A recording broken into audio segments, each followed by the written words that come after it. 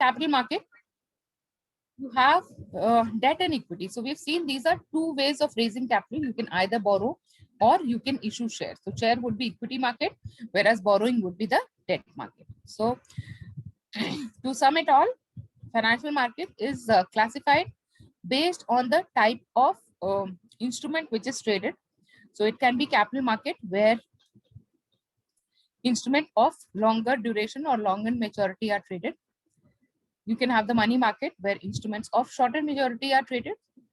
Then you have the foreign exchange where foreign exchange is traded, and derivative markets where derivative contracts are traded. And then your capital market can have a primary market and secondary market. Primary, as the name suggests, is for the first time. So for a company, when it is issuing the shares to the general public for the first time, it is the primary market. Subsequently, it will be traded in the secondary market. So stock exchange are a component of the secondary market where people having existing securities buy and sell these securities.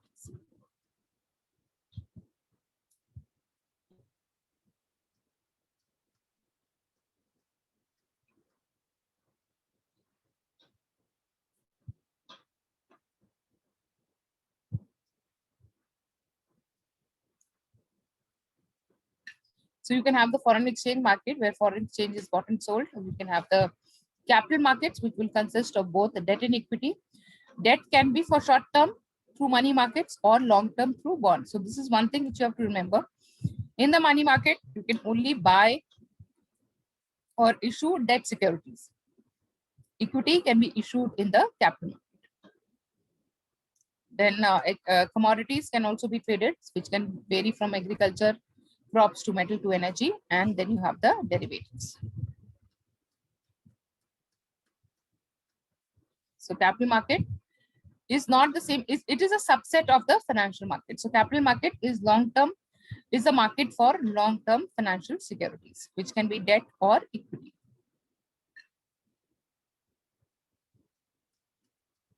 So, ma'am, ma'am, one question. Yes, please go ahead. Yeah, so under financial market, so we classify two markets, which is basically the short-term money market and the capital market. Is that correct? No, actually, in capital market, you'll have both and debt, both debt and equity. Your short-term, actually, this is a little wrong representation. Money market is a short-term debt market. It's like if you are raising a debt, you can raise short-term debt in the money market, and long-term debt would be raised in the capital market. Okay.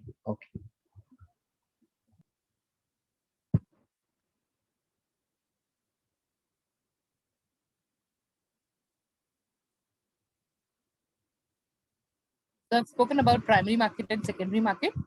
So in all of these constituents, a primary market which deals with fresh issue of securities, and a secondary market where existing securities are traded between buyer and seller.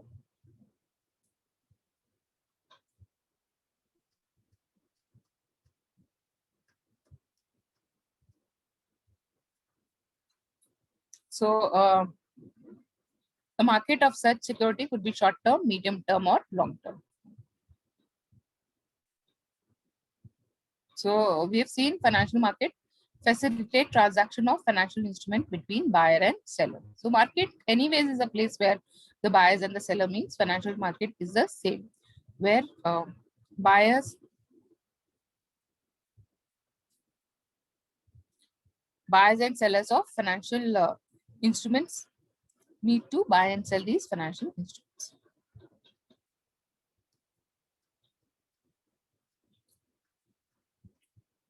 So any market provides liquidity. So for example, you have a certain kind of assets which you don't want to use. So for example, you have an old car. You have a car, a second hand car market, which provides liquidity. So this is also the function of the financial market. Financial market provides for liquidity. That means it will help your assets, your financial assets, to be converted into cash. They also help in price discovery. If you look at your car 24, for example, it also works on price discovery. So price discovery is a complex mechanism. It also depends on what the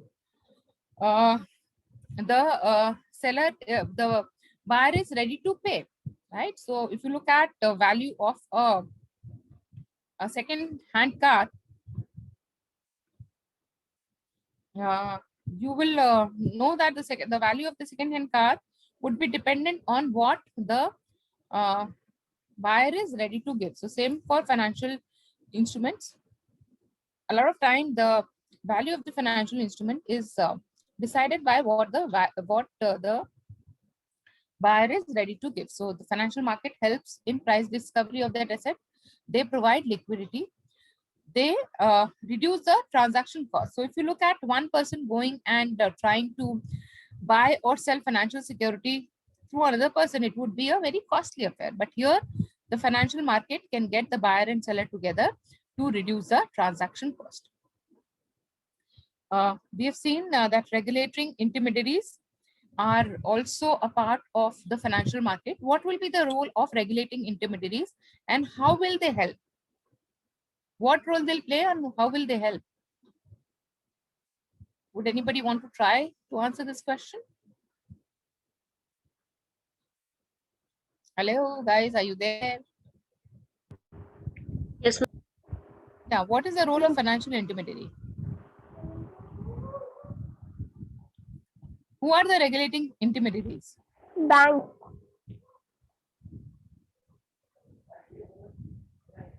Maybe. SEBI, okay.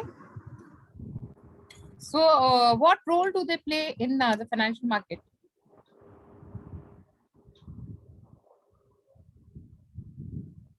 Regulates the stock exchange activities. Okay, they regulate. Yeah, so SEBI, for example, regulate the capital market, including the stock exchange.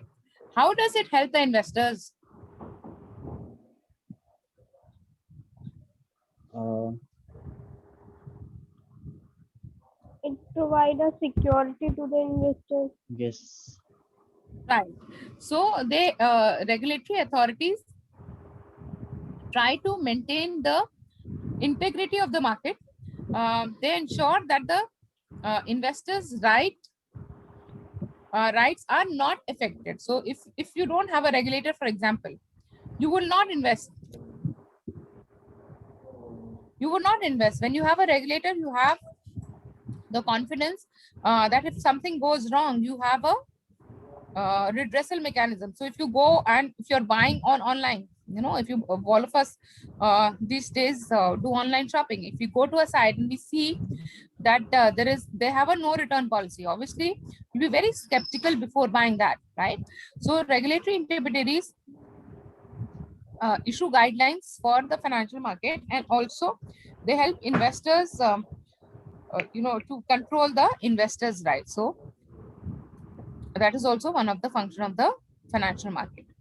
And it is a transaction between regulated intermediaries, right? If you go and lend your money to a friend of yours, you might not have a recourse to recover that money, but when you have lent it to a regulatory intermediary, you can go to the regulator and get your money back. So that is also a benefit of the financial market. The financial market also helps in settlement of transactions. So this example I was giving you, so for a settlement would mean that the financial commitment is met, the seller gets his money and the buyer gets his securities. That is also done to the financial market. So financial market helps in price discovery of the financial securities. It provides liquidity. It works on reduction of the transaction cost. There are regulating intermediaries so that the markets are properly regulated and they work on settlement of transactions. So primary and secondary market, I've explained. Primary market is the first time. Secondary market enables buying and selling of existing security. Primary markets that create new securities. In primary market, government companies raise cash by selling newly issued securities to buyer. Secondary market enables the buying and selling of previously issued securities. Most of the activity in the capital market takes place in these markets. right? So secondary market is the stock exchange where existing securities are bought and sold. Yes, somebody had a question. Somebody had to say something.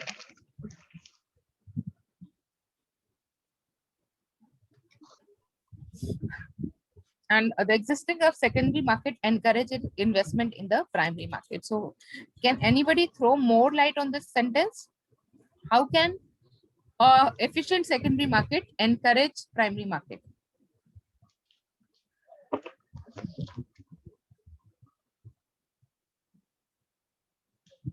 Think over it. Ma'am, please repeat the question. My question is, how does an efficient secondary market encourage investment in the primary market?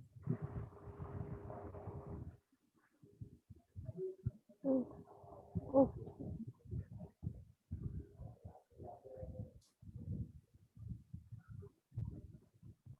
Think over it. Think.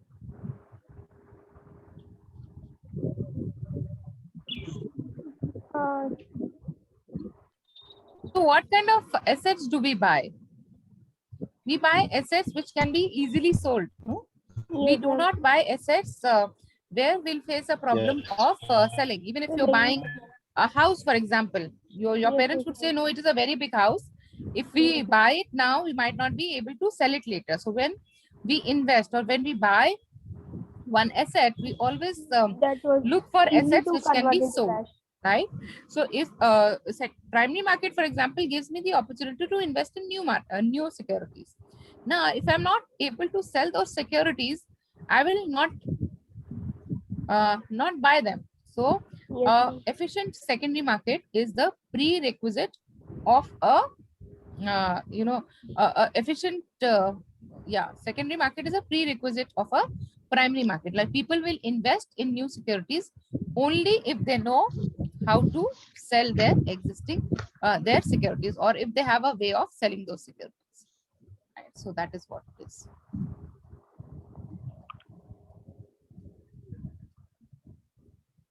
Now if you look at the difference, so this is the primary market. We've seen that the company is issuing the security for the first time. Now the money would directly go to the company. In the primary market, the company is raising money. The money would directly go to the company or the entity raising that money, raising that issue. Whereas in secondary market, existing buyers buy and sell. So for example, I'm a company, I have raised share capital from investors. Now if the share investors come back to me saying that I want to sell, I will not be able to take out money from my business and return their money. So in that case, I will tell them to go and find somebody else who can buy this share. So that happens in the secondary market. In the secondary market, existing securities are bought and sold because the company would not be able to return that money in short period of time. So it is true for equity, it is also true for debt. So for example, again, a company has raised debt for 10 years, for example. That means the company would be able to return this money only after 10 years. In the meantime, if the existing investors want some liquidity, they cannot go back to the company and say, please pay my money. They will have to they will have to find somebody else who's interested in buying this debenture, right? Or debt. So that obviously he'll approach his broker. The broker will approach another broker and try to find out somebody who is ready to buy this. So that is the function of the secondary market. So secondary market creates the liquidity for the securities issued in the primary market. So when the financial instrument is issued and offered for sale, this is known as the primary market, the market in which the funds are first raised. Secondary market, throughout the life of the instrument, there is a possibility of buying and selling. This is the secondary market.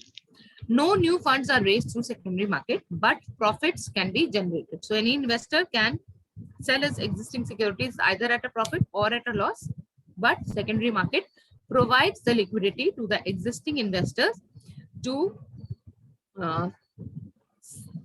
sell his securities. So existence of secondary market encourages investment in the primary market, because secondary market is the market which is providing liquidity to the securities issued in the primary market. Now, when I'm selling securities, it can be either in the exchange or the OTC. Usually, retail investors do the trading through the stock exchange because it is regulated. However, there is an alternative market which is known as OTC or over the counter, which is less regulated. Now, why it will be less regulated? Because the participants of the OTC markets are professionals. They know the risks and rewards of the financial markets. Whereas if you look at the retail investors, they might not be so much aware. So they can buy and sell through the stock exchange, and OTC market is for people who are professionals in that field, right? And therefore it is less regulated. Ma'am, please repeat OTC market once. Just give me a moment. Okay, ma'am.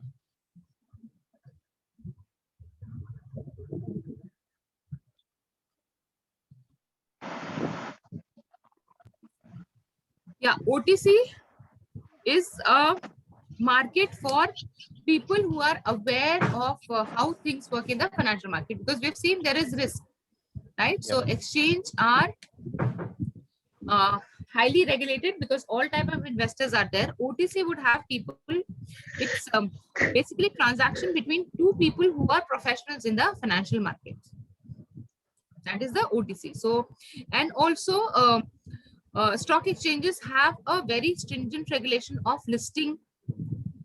That means of companies to allow to buy and sell their shares. So in case a company is not able to do that, they can their shares can be bought and sold through the OTC market. So OTC is less regulated and obviously therefore more risky. So the next slide will tell you the difference, more difference between OTC and exchange traded. So buyers and sellers can trade existing securities either through a stock exchange or by way of private arrangement between them. So it can be exchange traded, which is physical or virtual. Products are standardized because the volumes are very high. So products are standardized. It is very heavily regulated and transaction costs tend to be low. Because of the volumes, the transaction cost tends to be low. But OTC is a trade between two private parties on a private basis. It is more custom products and it is less regulated, therefore lacks transparency. So in a broader way, not exactly, but in a broader way, you can differentiate OTC with exchange traded, like the wholesale business and the retail business, right? Retail business is a transaction, you know, all retail transactions would be similar, but wholesale transactions can be different. They are customized based on the parties involved. So OTC is more for people who are professional in this field, whereas exchange traded is more for you know, retail investors. That is what it is. Okay, so let us see how well we have understood the concepts which we just saw. What is the part of capital market that handles new issue called? Primary Primary market. market. Primary market. So new issues or new securities are issued in the primary market. What is the role of secondary market?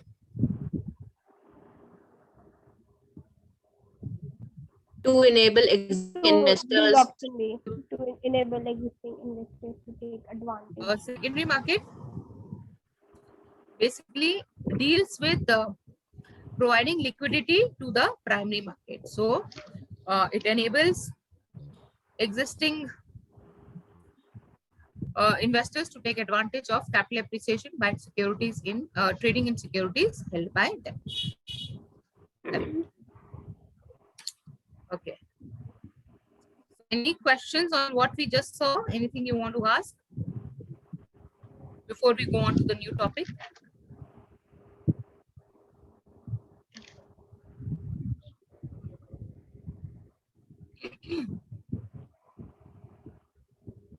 Ma'am, I have a Nothing? little bit doubt in primary Yes. and a secondary market. Please explain in brief. Okay. So primary means the first time, Okay, ma'am. when you go to the school, you say you are going to pre-primary and primary. Primary would mean 1 to, for example, 5. Pre-primary would mean nursery, KG, and all that stuff. Yeah. So primary is when you start going to school. So a company, there is a company which needs money. Till now, the company has been running on the money of the promoters. ठीक है, मैंने कोई business शुरू किया है, मेरा खुद का पैसा लगा है या मेरे फ्रेंड्स ने लगा दिया है, पर मुझे और पैसा चाहिए. Yes, ma'am. So what I can do is I can go to the market and ask the general public to invest. So when the people invest, that money will directly come to me.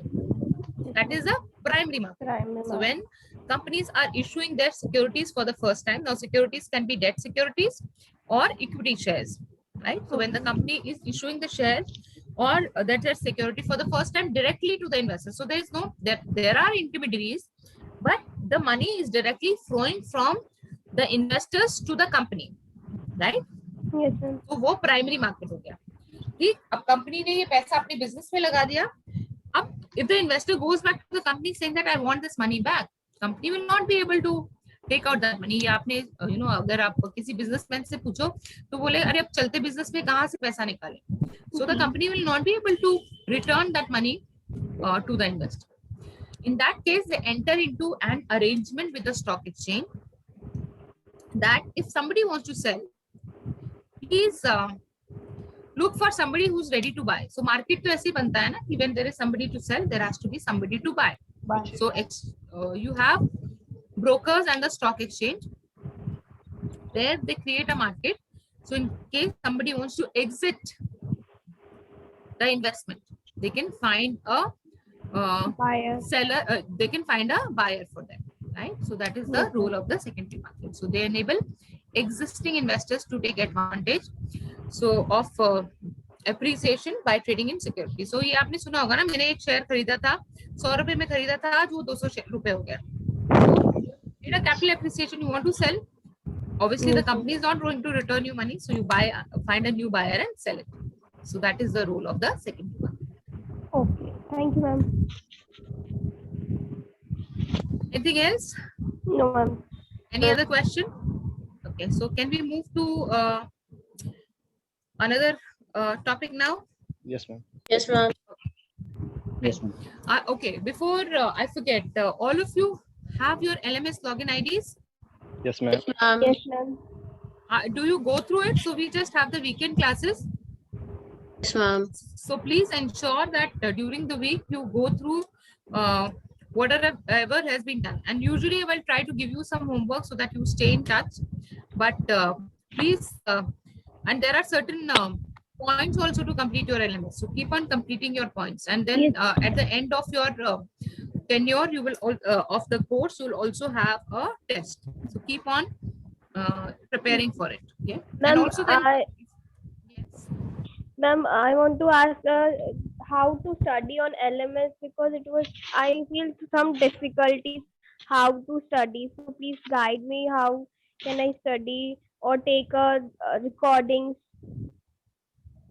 Recording the earlier sessions that I do not know. You will have to ask your counselor. Ma'am But actually yeah.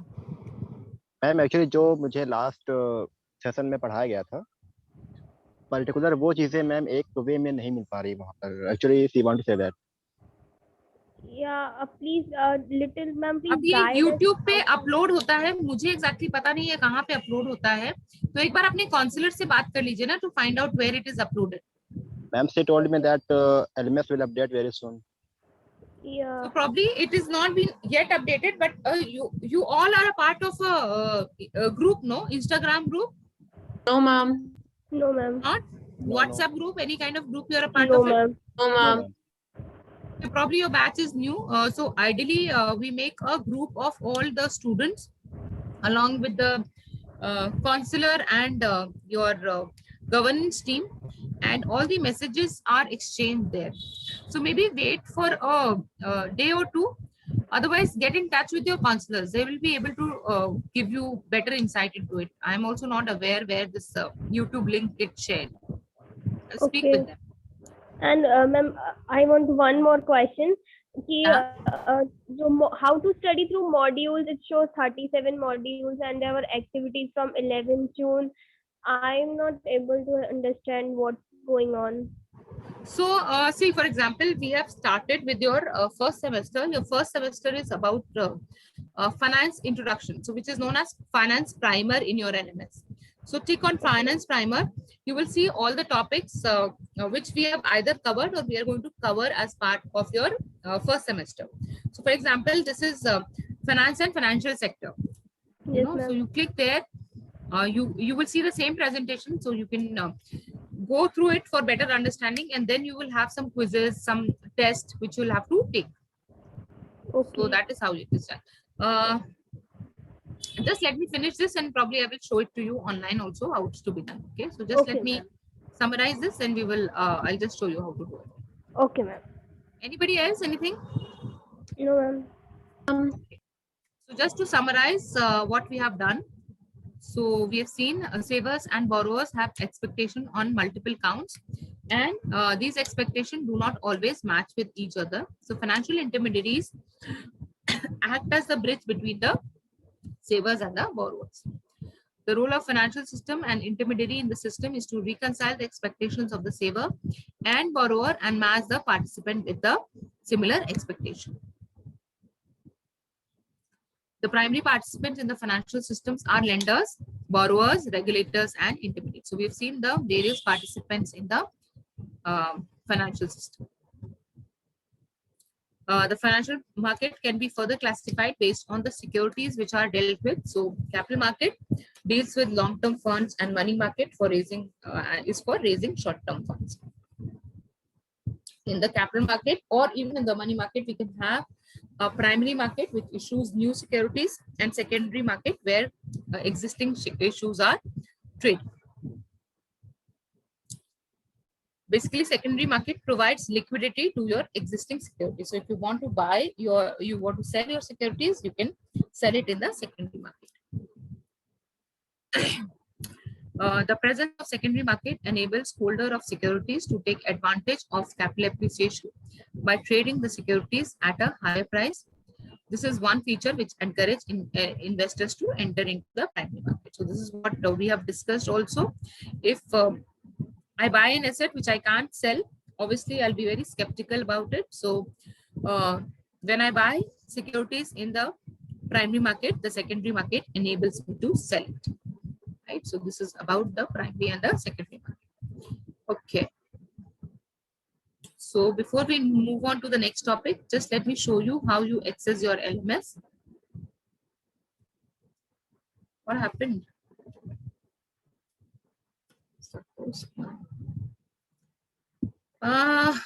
Just a minute. I'm not able to share the screen. Just give me a moment.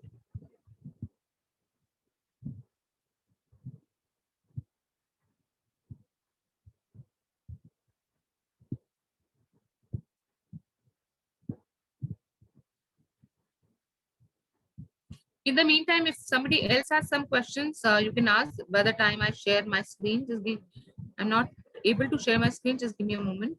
Ma'am, this is Infant. Yes, Infant. Yeah, ma'am. So actually, today is my first class, so I don't have that something called what you told LMS code and all. Yes. So I'm Okay. little confused. I don't know where to start and like. Yes, I understand. I completely understand your predicament. Just give me a moment. Just first let me. Okay. Oh, Akshay is the host now. Akshay. Yes, Akshay, ma'am. can you make me the host, please? Swapnil, ma'am. Hello. Akshay. Hello. Yeah. Yes, ma'am. Nothing. I think Sakshi had made a mistake. Okay, I'm the host now. Okay, no problem. Okay, fine. So, Infant, who's your counselor? Are you in touch with your counselor, or where did you receive the message for joining today's class? Who sent you the message for joining today's class? Infant? One second, ma'am. I'll just let you know. Ma'am, I got a message from Sakshi Vermani. Akshi Varmani. Okay. So I Yeah. think you can mark a mail to her that you do not have your LMS ID. Probably she will get in touch with your coordinator and get your ID done. Actually, Sakshi is the person you should be writing the mail to. So write to Sakshi to know your Okay. LMS. Ma'am, how can I reach her? Like the same mail? Sakshi, so you have the mail from her, no? Yeah. But I Just don't have. write. I have. Yeah, so actually, Yeah, Sakshi is there. Yeah. so once you make your first installment to your administration, then I will be receiving the mail, and after that, I will give you the login credentials. Okay. Thank you.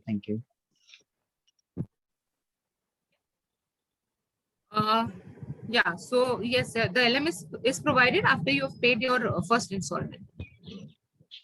And it remains active until you pay your fees. So you have to keep in mind to be up to date on paying your fees as well, because your LMS ID is disabled in case the fees is not paid in time. Okay. Anyway, so just let me show you how it is done.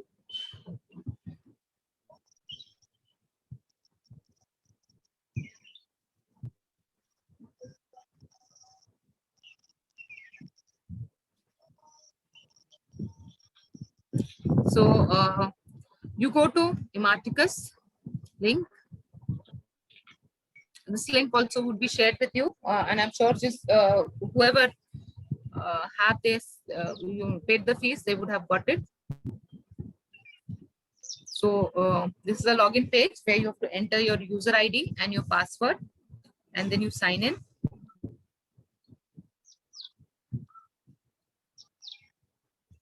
When you sign in, you will see this course, certification in banking and wealth management. You click here, and here it will show you all the modules alphabetically, right? So as of now, you can also filter it based on the topic we are reading. So we have started with finance primer. This is the introduction to finance. So this is your first semester. So you can put a filter like finance, and you will see all the topics which we are going to cover. So for example, we have covered finance and finance sector, right? So it has 3 activities. So if I click here, so this is what we have done in the class. So class presentation on the finance and the finance sector. If you want to go and check it, you can do it. Then you have a quiz on the finance sector. So you have to finish this as well. And then you have some additional reading. So these are 3 activities in finance and finance sector. So Kavya, you had a query, no? What do I do? ma'am. Yeah, so Yes, this is what you're supposed to do. You have to first go through the presentation, but presentation probably I've covered in the class. But if you want to revise, you should actually revise it and go through the presentation once again. Then take your quiz. So when so I have done this quiz. So when you click here, you will get the quiz, and then you complete the quiz. So that is, this is activity 1, this is activity 2, and this is activity, right? So you have, for example, you have a additional reading here, so you can download it and read it. So that is what you are, this is how you are supposed to use your LMS. Okay. Right. So if you look at certification in banking, so your first semester is basically finance primer. So most of the topics which we deal in the first semester will be under finance primer. Second semester is more about banking. Third semester is about wealth management, and fourth semester we sum it up all, right? So this is how you can differentiate. So as of now, don't get confused. Put a filter of finance primer, and all the topics which we will do in semester 1 would be available under finance primer. Okay, ma'am. Clear? Yes. Kavya, is it clear now? Yes, ma'am. So now we are going to start with a new topic, which is economic system. Yes, ma'am.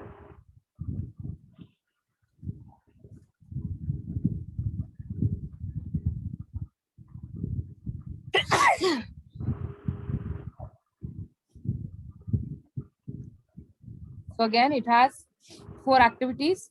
Your class presentation, which we're going to do now. Your pre-class quiz, which actually should have done before we started this, but anyways, you can do it today because we're not going to cover the entire presentation today. And then you have the post-class economic quiz, and then you have the additional reading. So let us start with the presentation.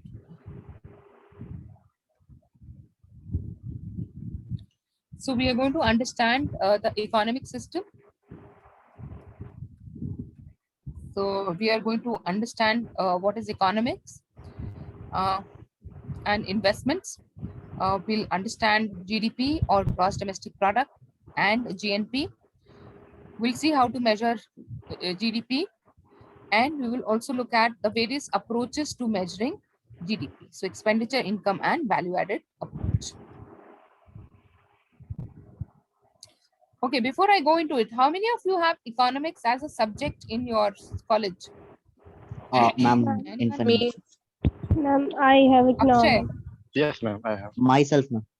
Fent also. Okay. Yeah. Kavya? Yes, ma'am. Okay, good. So then it'll be easier for you guys to understand.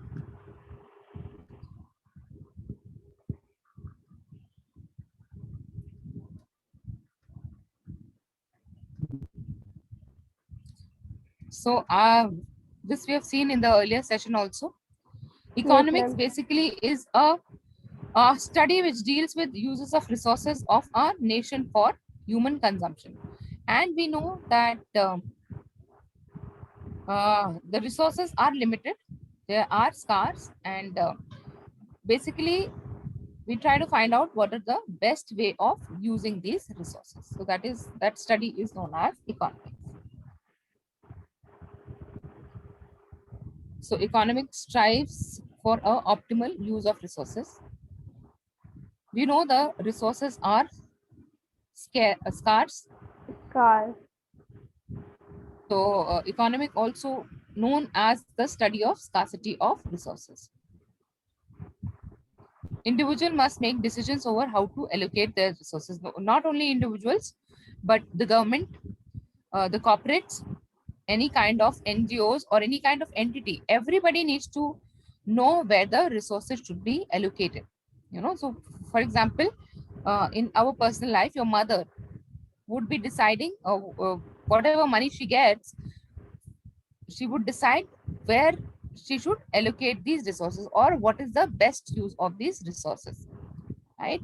So it is for everyone, and in the businesses also use various techniques to find out what is the best use of the resources they have, which we're going to study a little later. But businesses, even government, we have seen the fiscal policy. If you look at fiscal policy, basically the government is deciding where should the money be given.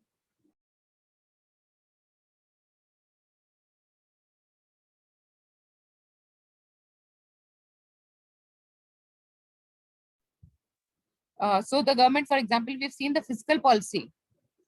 We've seen in the fiscal policy, the government decide where should the money go. So for example, if you look at this year's fiscal policy, a lot of money has been allocated to health services. So there is emphasis on health services. We always have money to be spent on defense because that is required for the country's security. So budget is also a way of government deciding where the money should go. So that is what economics is. So branch or you can say it's a knowledge which we try to use the factors of production, consumption, and transfer of wealth to decide where the money should go.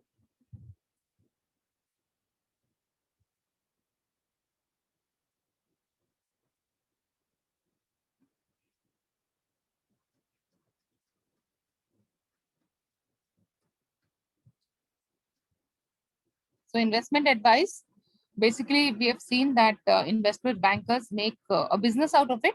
They tell the companies what is the best way of usage of their funds. So investment advice is basically advising someone where the money should go. So investment advice is the study of decision made by individuals and firms in a particular market. So they will help decide. Economics aims to study why we make this decision and how we can allocate our resources more efficiently.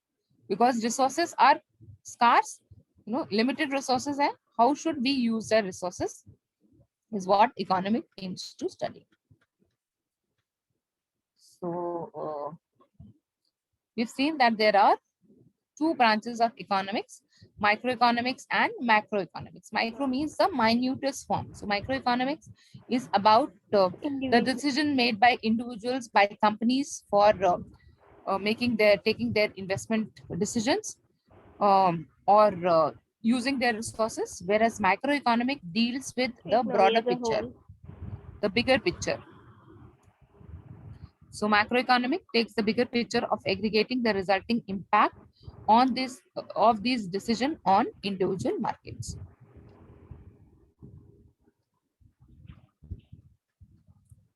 So we have seen this. There are two distinct group of economy. One is the individuals or the consumers, and then you have the firms or producers, production and consumption.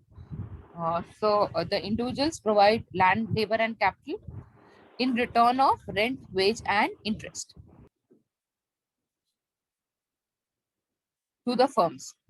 And firms combine factors of production to produce output. So obviously, when the firm or a company or any kind of business, if you look at, these are the things it will require. It will, for example, I want to open a restaurant, right? So I'll need a place to build my restaurant. Then I will need people to work there. I will also need money for setting up that business. So any business, and who will provide it? Will be provided by, again, consumers, right? So this will be provided by the consumer, and in return, I will provide them rent for using their land, wage for using their labor, and in case I have taken capital from them, I will also have to provide interest. So interest is a return on capital. So I hope by now all of you understand the word capital. It doesn't mean New Delhi or Washington or Lucknow. It means the money, right? Capital. Money. And you need to pay interest for using somebody else's capital. So two major activities in the economic system, one is the production and one is the consumption. So we keep on hearing that the economy is not doing well, or the economic status is not very good, because both have reduced. Both are interdependent and both have effect on each other. So for example, in the past 1 year, production has decreased because there is no consumption. I'm sure none of you would have gone and seen a movie in the theater, at least for the last 1.5 years, and which was probably a very common activity for all of us. So if you look at, movies are not really releasing in the theater, they are releasing on the OTT platform because there is no consumption. So production and consumption are interrelated. If there is consumption, there would be production, and consumption can happen only if there production. This also you would have probably experienced in the last lockdown. So a lot of time when you go to a shop and ask for a certain thing, they might not have it, and they'll say, no, we are not getting it. It's not been produced. So if things are not produced, especially in the first lockdown when everything was in total shutdown, so all the factories have stopped manufacturing. In that case, there was a kind of scarcity of things as well. So production and consumption are no, very closely related. If there is production, there'll be consumption, and if there is no consumption, there'll be no production, and if there's no production, obviously there'll be no consumption.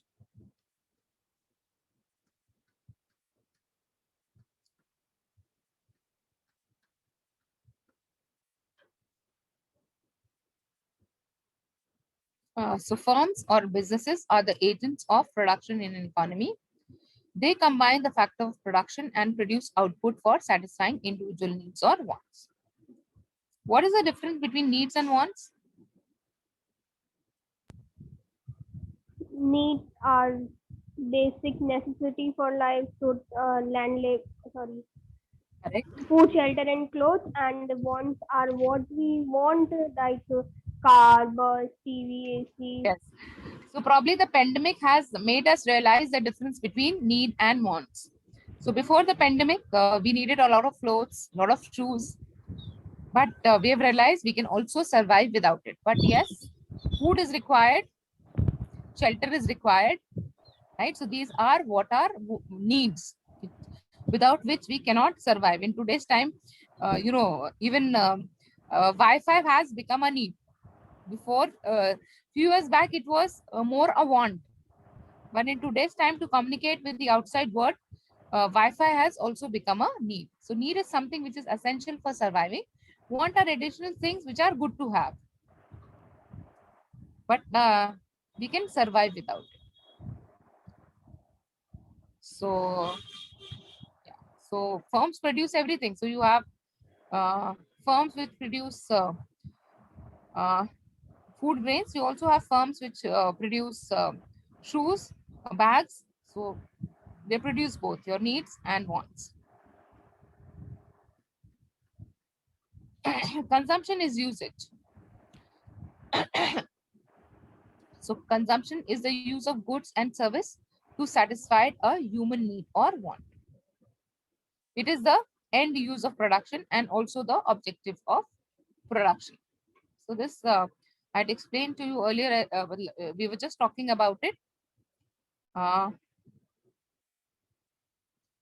So production happens because somebody is using it, and if nobody is using, production will not happen.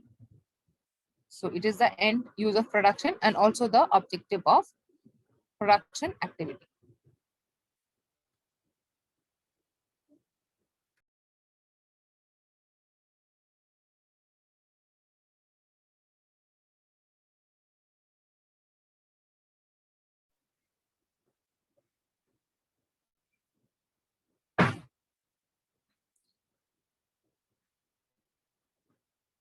So this is what it is. It's a cycle. People produce because firms produce because somebody would consume, and somebody consume because the production happens. So it is dependent on demand and supply. If there is a demand, there would be supply, and the reverse is also true. If there is a supply, there would be a demand. So consumption happens because of production. Production enables supply, and consumption causes demand. So if people don't consume, there will be no consumption and no demand. So without consumption, there is no demand. And unless there is demand, there is no reason for firms to produce. So, in everyday life also, we,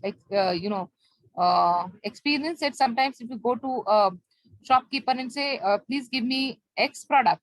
So he says, no, I don't have X product because it doesn't sell. People don't want X product. So if people don't want X products, he will not sell it. And if he doesn't sell it, the company will not produce it.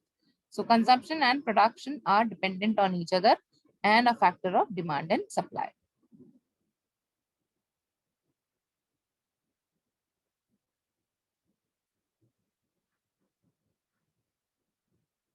So production will increase with the demand. If there is high demand, there will be high production. So if you look at, all the health businesses or immunity, immunity, for example. So suddenly there is a lot of demand for products, immunity enhancing products.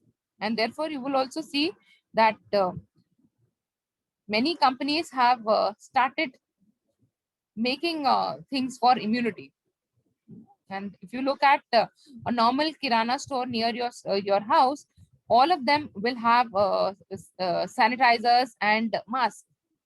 That is because of demand. Because people want it, the firms are providing.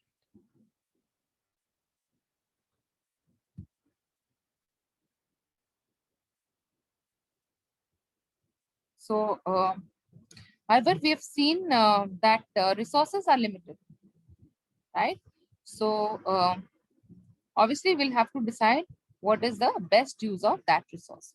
So, since the factors used for producing one good might be the same as that which is used for another, they usually have to choose between different goods to produce so as to meet the demand for them optimally as well as to earn maximum profit. Right? So here an example is given of aluminum. Aluminum is used in automobile, houses, construction, and electronics. So there would be a study to find out how what is the optimum use of aluminum, because profit is also one aspect of that. So probably, and then the government will also form policies regarding that, right? So that is the role of economy. So sustainable profits and circular economy. So look, any business will produce for distribution, then consumption, then replacement, recycle. Right? So this is how the economy works.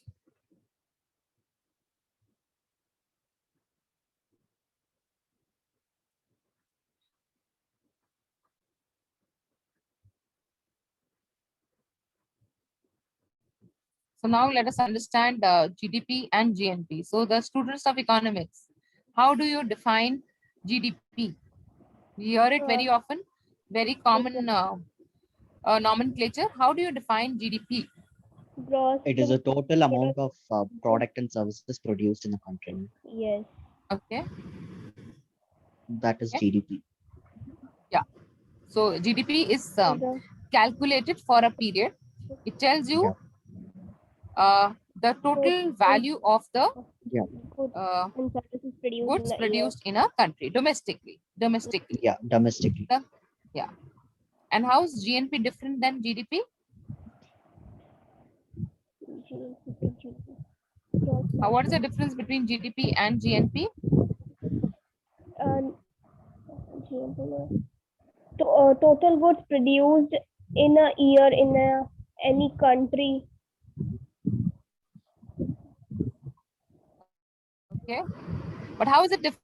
GDP then? I think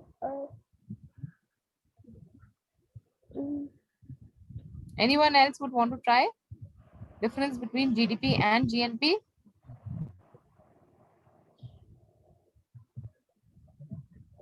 in Ma'am,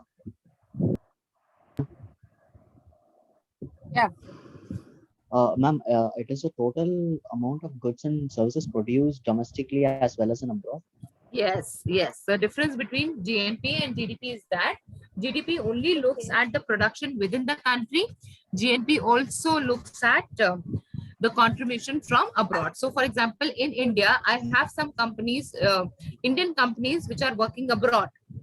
For calculation of GDP, I will not count them for calculating GDP. However, when I have to calculate GNP, I will take their activity as well. So that is the difference between gross domestic product and gross national product. Domestic product only looks at the goods produced in a activity country. of the country, whereas GNP also looks at the activity outside the country related to.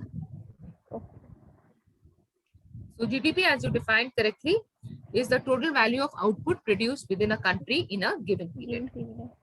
Obviously, it tells you the size of an economy, and it also helps you to see how GDP has performed over a period of time.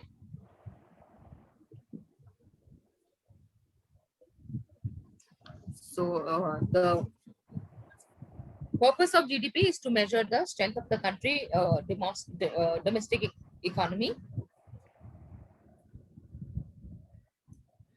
Includes output of domestic owned and foreign owned business located in the geographical area of the country. So it only takes into consideration the activity which have the economic activity which happens within the country. It will not look at the activity outside the country. It just takes into consideration the output located in the geographical area of a country. So calculation is simple. You just add up all the production. So you can either aggregate demand or it's a sum of aggregate demand or sum of income through production or the cumulative value added by each sector in the economy.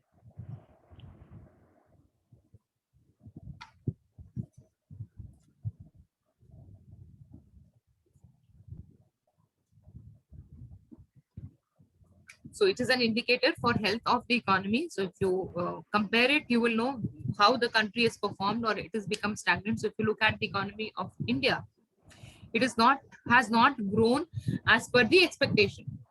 Because of the pandemic, the GDP has not grown as per the expectation, right? And in the last year, the pandemic had a very bad effect. This year, it is still better, but its GDP number is the indicator for the health of the economy. It basically tells you the market value. Is the current prices inclusive of indirect taxes.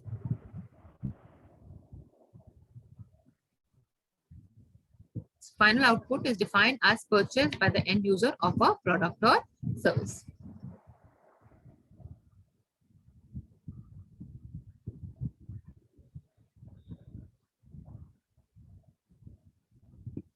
Formula for GDP is it's a sum. So you are adding everything, and obviously we are only taking the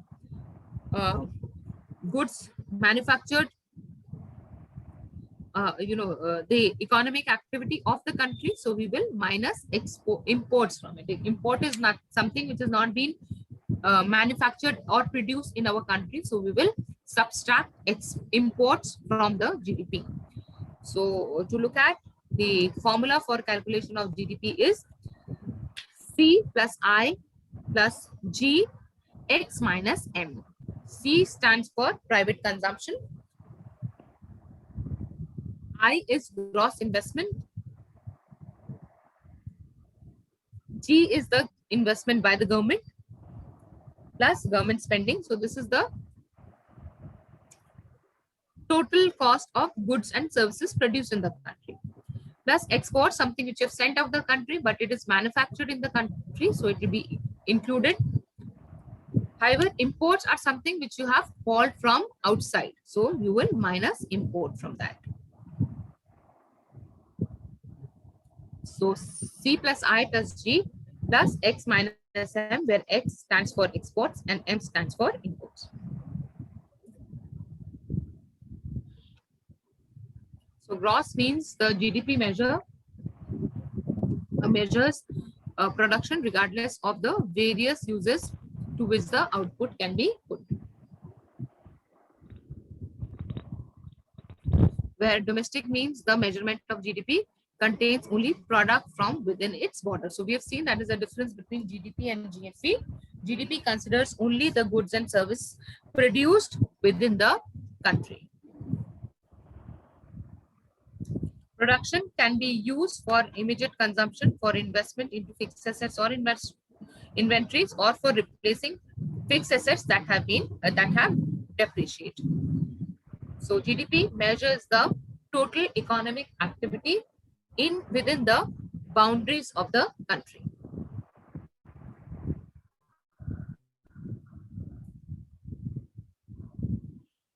So this is an old figure. It is so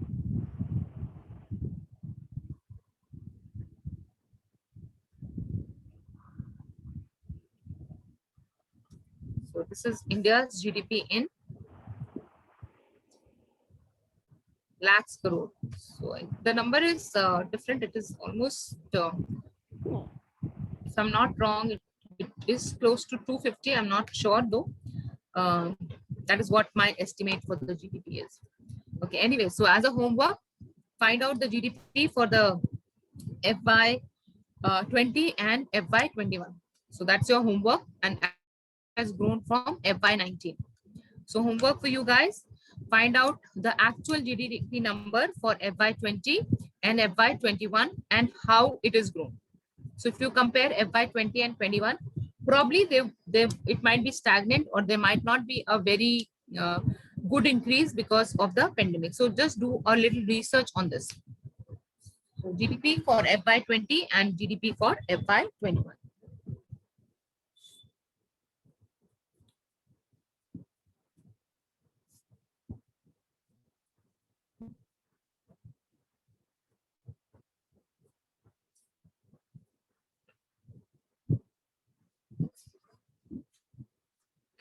So we have seen this, the factors of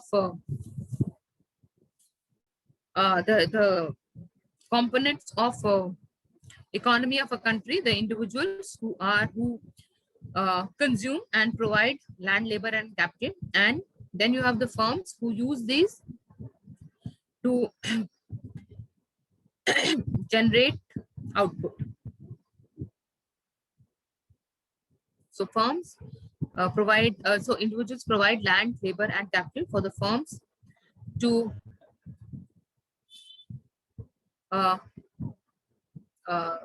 create the output, and which adds to the national income.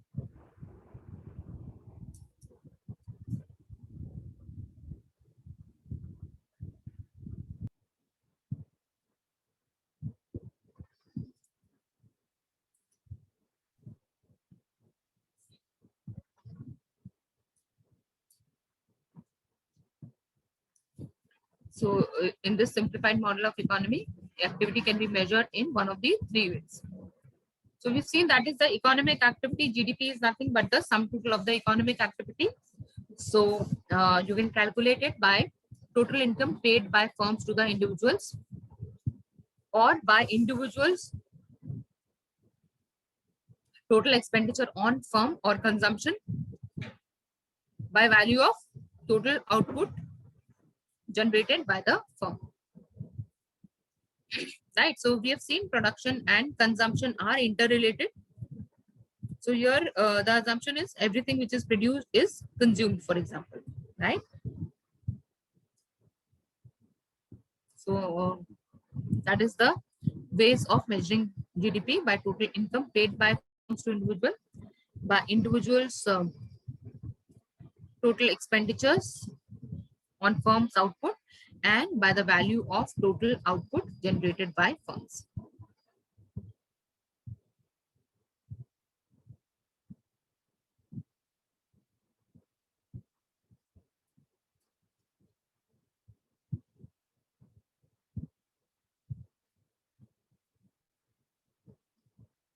Actually, each measure should produce the same answer in this simple economy.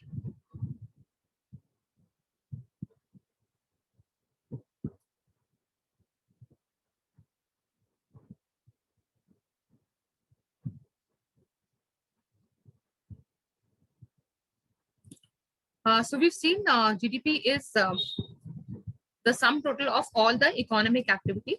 So, so in a post-industrial economy with developed monetary and financial system, this model of economy becomes complex because everything is not, physically produced. So if you look at, for example, India is a major exporter of software services, which is not a physical product. So calculation of GDP has become a little complex. So there are some complexity due to business investments and government spending, firm exports to overseas economy. There can be leakage of income. So we have seen if you're measuring a GDP, we are looking at the total consumption, but not necessarily that all individuals have consumed all of the income they have earned. They might have saved also. So this is the leakage of income, saving by the individuals, taxation by government, and import of goods and services.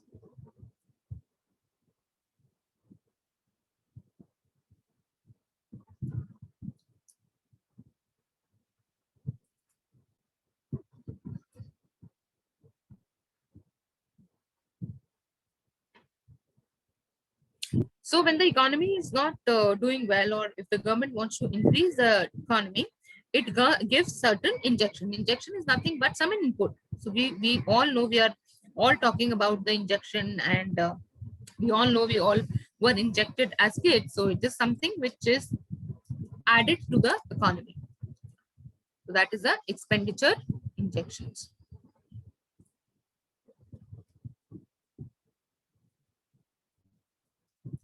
See this formula.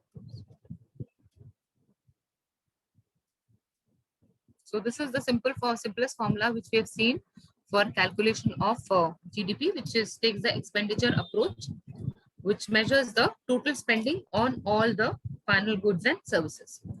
So it looks at the expenditure done by the corporates, so value of consumption by the individuals, by the corporates on investments, and by the government. So simple formula for calculating the GDP is by adding value of consumption of goods and services, the gross investment and government purchases. You also add the imports, but you minus the you add the export, but you minus the import, because the imports are something which are not produced in the country. GDP is a sum total of all the goods and services produced in the country. So therefore, you will minus export from this.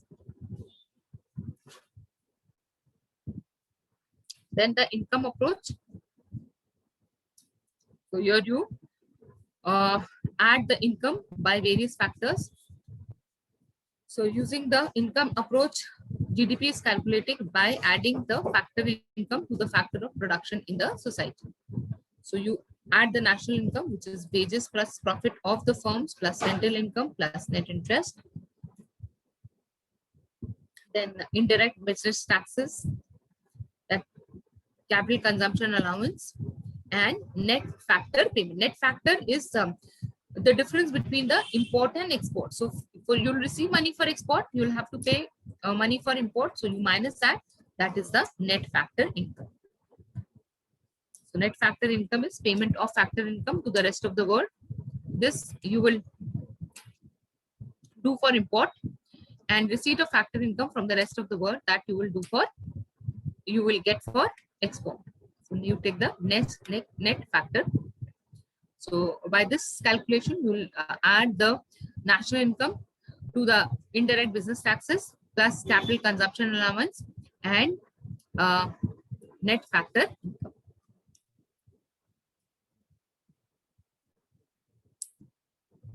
And this is the another way of calculating the GDP, or value added approach. So here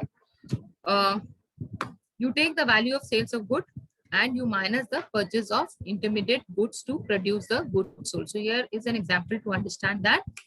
So for example, a farmer has produced the wheat, okay, but before it was made into bread, there were a lot of value which were added. So you will not take that into consideration.